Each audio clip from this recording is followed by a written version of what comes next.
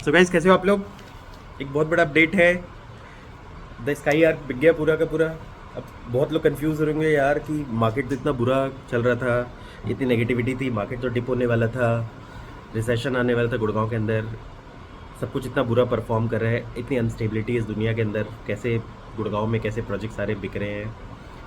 और हमारे लिए भी शॉकिंग है, क्योंकि क्या होता है कि एक्चुअली क्या हो रहा था कि ना कि अगर आप जेन्युइनली देखोगे मार्च के बाद से ना मार्केट थोड़ा डामाडोल हो रहा था रियल एस्टेट का। लोग भी सोच रहे थे यार अब कहीं गुड़गांव से कहीं और जाना पड़ेगा काम वाम करने के लिए, धंधा वंदा चलाने के लिए। कोई सोच रहा था यार गोवा चले जाते हैं, कोई दुबई चले जाते हैं, कोई सोच रहा था यार बेंगलोर चले जाते हैं, पुणे चले जाते हैं। कई बड़े कंफ्यूज थे यार क्या करना है। कई सोचते हैं रियल एस्टेट में डिपार्टमेंट चेंज कर लेते हैं, कुछ और बेचना शुरू कर देते हैं यार। अब ये बुकिंग वुकिंग का काम हो गया बंद, ठीक है। और उसी बीच में जो न्यूज़ मिली, देखो ये द आर्क बिकना इसलिए इम्पोर्टेंट है आपको बता दूं, क्योंकि अगर यही 2023 में हुआ होता तो ये बड़ा चीज़ नहीं होता। ऑलरेडी ईओआई में प्रोजेक्ट्स आ रहे थे, बिक रहे थे, और ये बहुत नॉर्मल हो गया था। मतलब this was just new normal. 2024 में होना ये थोड़ी बड़ी बात हो गई, बहुत मतलब थोड़ी नहीं, बहुत बड़ी बात हो गई। दूसरी चीज़ है, खुद आप देखोगे एम3 और smart world were going through a very tough time. कई बार देवर इन द न्यूज़, आप समझ सकते हो किस चीज़ के लिए थे। कभी इनके लैंड को अटैच किया जा रहा था, कभी दे हैड सम अरेस्ट, कई बैंक्स इनके लोन प्रोजेक्ट को फंडिंग नहीं कर रहे थे, ठीक है।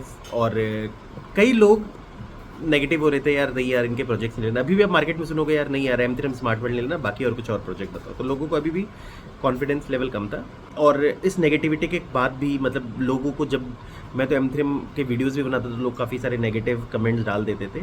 पर मैंने एक चीज़ देखी है, ये कंपनी स्ट्रक्चर वाइज बहुत अच्छी है। मैं इस कंपनी को बहुत दिन से फॉलो कर रहा हूँ। मैंने देखा यार ये कंपनी ना अनबीटेबल है एक्चुअल में। एक तो इनकी जो सबसे गुड़गांव का जो सबसे बड़ा नर्व्स होता है, जहाँ से बिल्डर को सबसे ज़्यादा एनालाइज किया जाता है, वो होता है कंस्ट्रक्शन। आप बिलीव नहीं करोगे, आज भी इनके आप साइट पे चले जाओ, मुझे लगता है बाकी बिल्डर एक तरफ, एम3 एक तरफ, एम3 स्मार्ट वर्ल्ड एक तरफ, ये जितना फास्ट कंस्ट्रक्शन कर सकते हैं ना, मतलब मुझे लगता है सोचना पड़ेगा दूसरे लोगों को कि यार इतना फास्ट जेन्युइनली कंस्ट्रक्शन पॉसिबल है कि नहीं है। सो इससे ना इन्होंने कॉन्फिडेंस लेवल को बहुत अच्छा रखा।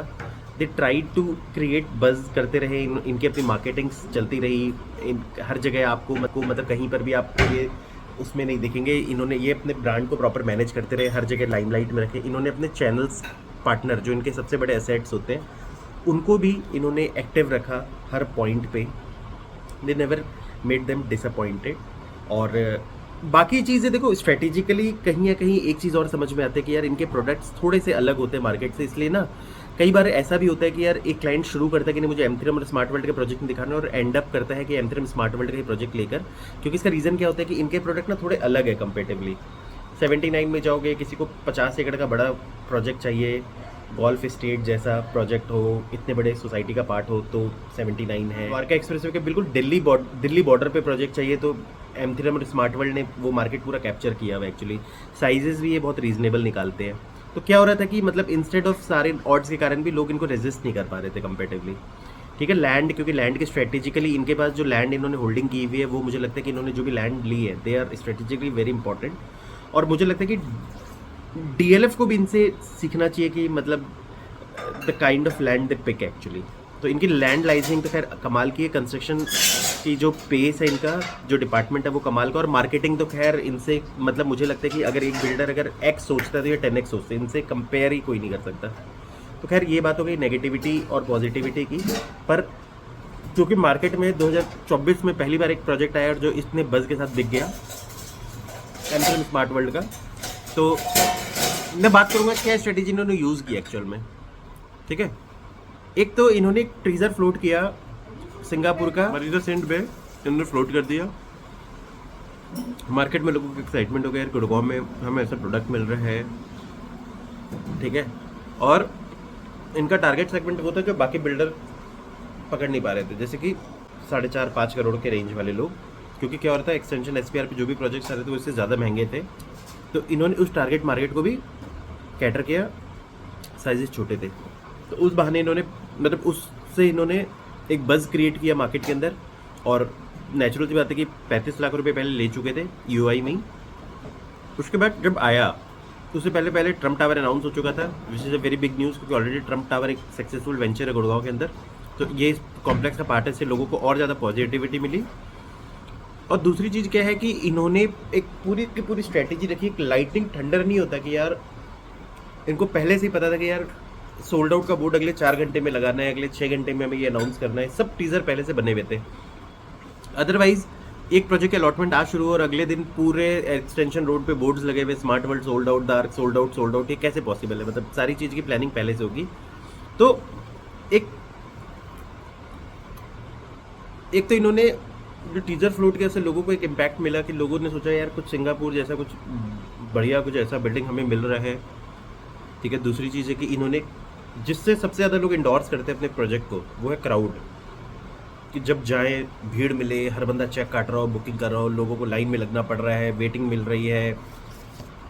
ये जो इंडोर्समेंट है ना, ये क्रिएट करने में खैर ये चैंपियन है, तो they were able to create it. इस कारण से क्या हुआ कि एक तो लोगों ने यूआई दे दिया था ट्रम्प आने से, और जो इमीडिएट लोग बुकिंग करा रहे थे उसने लोगों को ले लिया। आज भी लोगों को जेन्युइनली इस प्रोडक्ट के बारे में पूरा तरह से पता नहीं है। मुझसे भी पूछोगे यार इस प्रोडक्ट को पूरा अच्छे से समझाओ, तो मैं नहीं समझा सकता।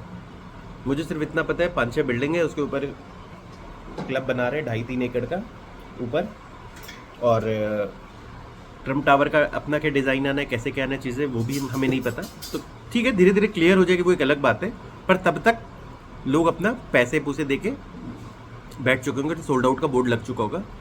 अब चीज़ क्या है, देखो इससे एक सबसे बड़ा इम्पैक्ट ये है मार्केट के अंदर कि मुझे लगता है कि थोड़ा सा वापस से ना, देखो एक चीज़ तो आपको देखना पड़ेगा कि इसका मतलब ये समझ में कि गुड़गांव में लेफ्ट ओवर क्लाइंट बहुत ज़्यादा थे, और जेन्युइन एंड यूज़र्स भी थे, कई ऐसे इन्वेस्टर भी थे जो बेचारे मिस कर गए। जब वो अपने दोस्तों के साथ बैठते हैं, चाय वाय पी रहे होते, कॉफ़ी पी रहे होते, पर जब उनके दोस्त बड़े बड़े डायलॉग्स मारे होते हैं, अरे यार I am real estate investors, I made 20% CAGR, 50% CAGR, जो लेफ्ट अपने आप को मतलब लेफ्ट ओवर फील कर रहे थे, उन्होंने सोचा यार लास्ट मौका है, ले लो। लोगों ने ले लिया और एक हाइप क्रिएट हो गया। मतलब एक ओवरऑल एक होता है ना कि पूरा एक सीन क्रिएट किया जाता है, एक मूवी का ना एक सीन क्रिएट किया जाता है कि मतलब एक पूरी स्टोरी बनाई जाती है, उसके अंदर हंसी की पार्ट्स होते हैं कुछ, तो they completely made a story and the product is sold out. अब आप ये मुझसे पूछोगे यार ये प्रोडक्ट कैसा है, इसमें प्रीमियम आएगा कि नहीं आएगा, वो मुझे नहीं पता। सर देखो, जैसा प्रोडक्ट जिस रेट पे दे रहे हैं, प्रोडक्ट अच्छा है, मैं इस बात पे बिल्कुल डिनाई नहीं करूँगा एक्चुअल में। पर आप कई ये पूछेंगे कि यार मैंने ले लिया, यार मुझे प्रीमियम आ जाएगा कि नहीं आएगा, तुरंत आएगा कि नहीं आएगा, वो चीज़ देखनी पड़ेगी। लेट्स अंडरस्टैंड मोर, क्योंकि देखो यार वो प्रोडक्ट धीरे धीरे करके हमें समझ में आएगी कि आगे मार्केट कैसे रिएक्ट करता है, और कैसा ये प्रोडक्ट जेन्युइनली, मतलब जब ये पूरा प्रोडक्ट निकल के आता है तो कैसा निकल के आता है, विद पूरे उसके साथ सारी चीज़ों पर डिपेंड करता है। तो देखो मुझे, मेरे हिसाब से अगर आप लॉन्ग टर्म इन्वेस्टर थे, आपने अच्छा प्रॉपर्टी ले लिया, एक अच्छा रियल एस्टेट ले लिया, तो यू आर अ विनर। कहीं आपने ये सोच के ले लिया कि यार 30% देंगे और प्रॉफिट खा के निकल जाएंगे, तो दैट टाइम विल टेल कि आपको जेन्युइनली उस पर रिटर्न मिलेगा कि नहीं मिलेगा। बट चलो, कई लोगों के लिए बहुत पॉजिटिव न्यूज़ है कि यार लोगों को गुड़गांव शहर छोड़ के जाना नहीं पड़ेगा, यार जो कर रहे हैं वो करना पड़ेगा। कई लोगों के लिए नेगेटिव न्यूज़ है कि यार गुड़गांव में जेन्युइनली घर लेने के लिए उनको वापस से जन्म लेना पड़ेगा एक्चुअल में। So guys, this is and my video, thanks for listening, God bless you all.